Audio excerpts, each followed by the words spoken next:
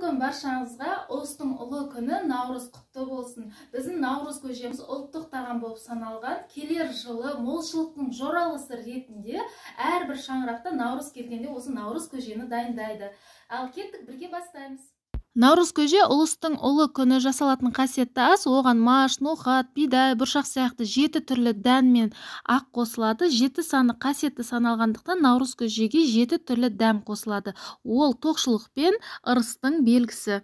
Ең алдымен көжемізге суымызды қосамыз. Ата-бабаларымыз айтқандай, өзендей өмір, көлдей көңіл, ұрпақ өріс судай асып тассын деген мағынаны білдірген. Сүрленген қазымыз бен сүрленген етті салып, енді газымыздың астын жағып қайнататын боламыз. Дәміне қарай тұз қосамыз. Тұз қосқаны қазақтың мәдениеті. Сөз қашан сөзді қадірлеген, қазақ ешқашан дәмсіз сөз сөйлемеген.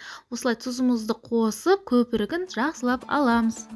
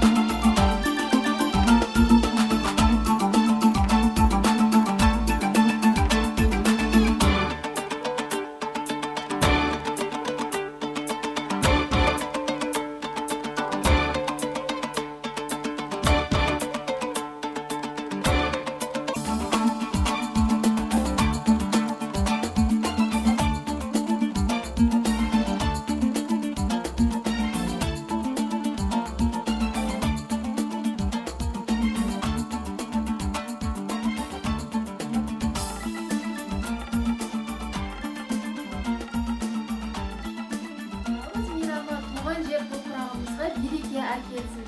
Еліміз тыныш, туған жеріміз аман болып, әрбір күн, әр отбасыға шат көңіл, береке, бақыт әкелсін. Ұлыс оң болсын, ақ мол болсын. Ізгі тілекпен Гүлмира.